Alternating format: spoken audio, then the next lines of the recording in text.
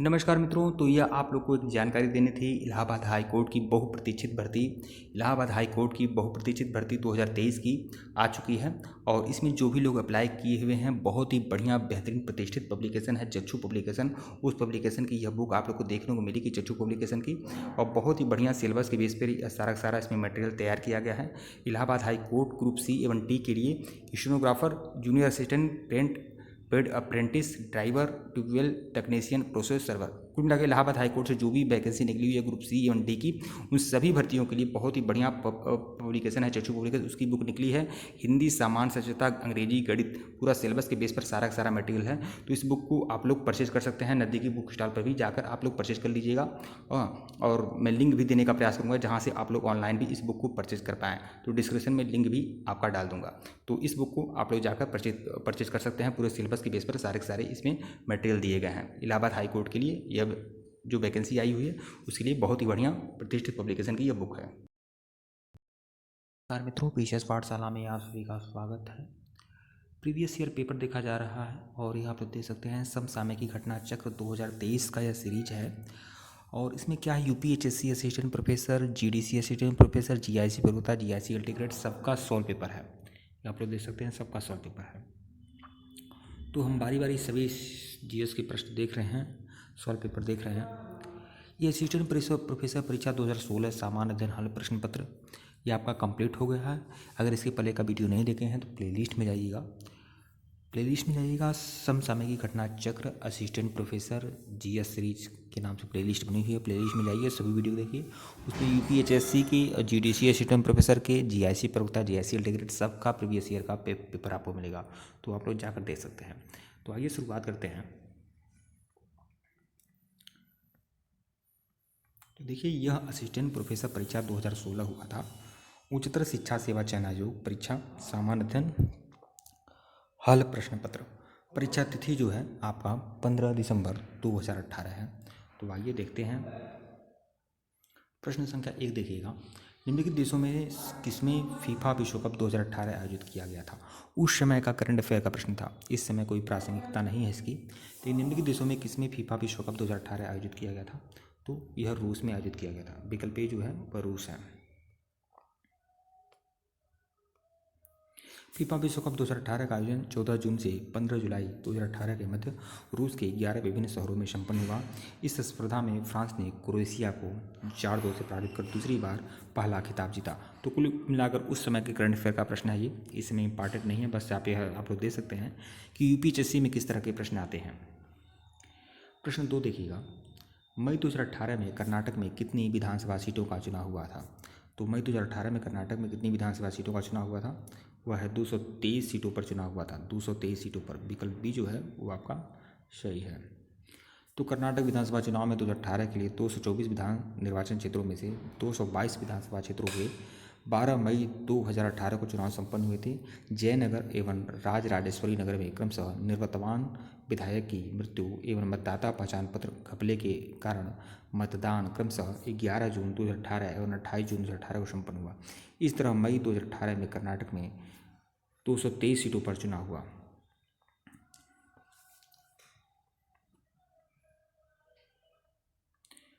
यह प्रश्न देखिएगा, संयुक्त राष्ट्र की जनसंख्या संभाग के आकलन के अनुसार मई 2018 में भारत की जनसंख्या कितनी थी।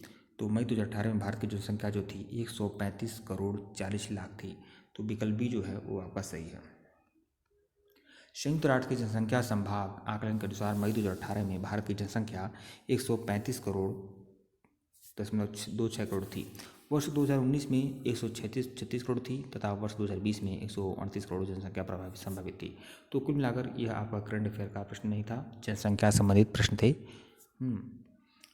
प्रश्न 4 देखिएगा, प्रश्न 4 का था, निम्नलिखित में से किसे time person of the year 2017 घोषित किया गया है।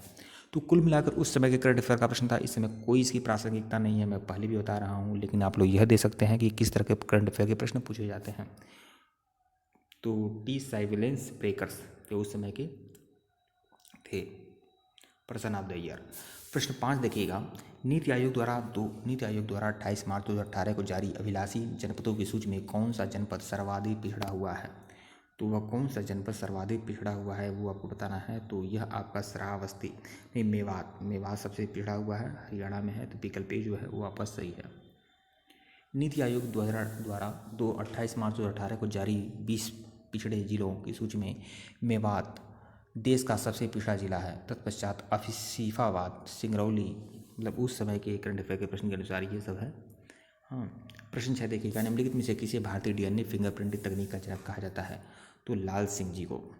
विकल्प बी जो है वो आपका सही है, इसे जरूर ध्यान में रखिएगा आप लोग, लाल सिंह जी। भारत में डीएनए फिंगरप्रिंट तकनीक के जनक माने जाते हैं लाल सिंह जी। दिसंबर 2017 में इनका निधन हो गया था। डॉक्टर लाल सिंह जी भारत में पहली बार क्राइम इन्वेस्टिगेशन के लिए वर्ष 1988 में डीएनए फिंगरप्रिंट का इस्तेमाल किया। पितृत्व से जुड़े इस मामले की सुलझाने के लिए 1991 में पहला डीएनए फिंगरप्रिंट आधारित सबूत भारतीय न्यायालय में पेश किया गया था।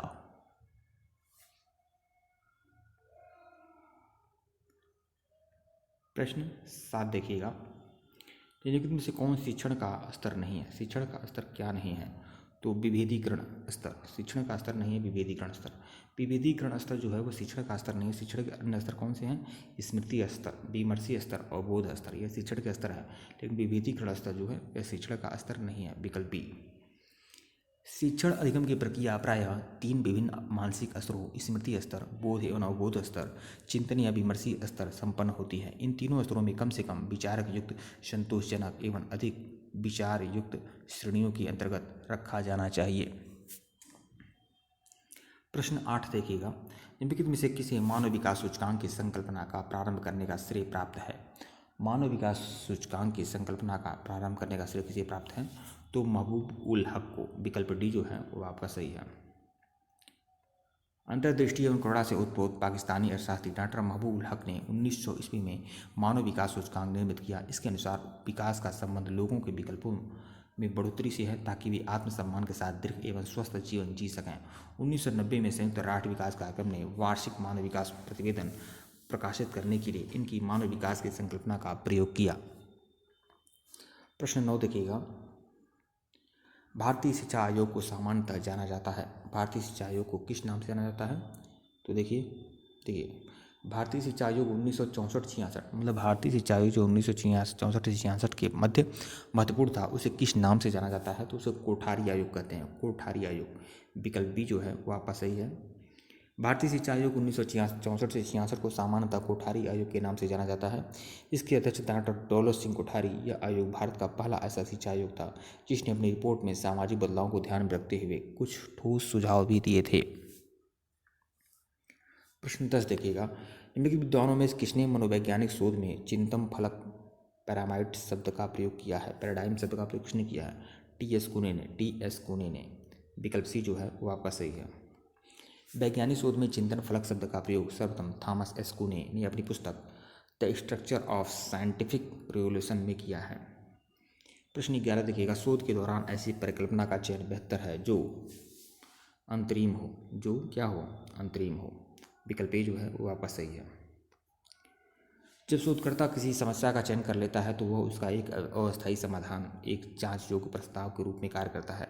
इस जांच योग्य प्रस्ताव को तकनीकी भाषा में परिकल्पना कहते हैं। प्रश्न 12 देखिएगा, विश्वविद्यालय अनुदान आयोग की स्थापना किस वर्ष में की गई थी।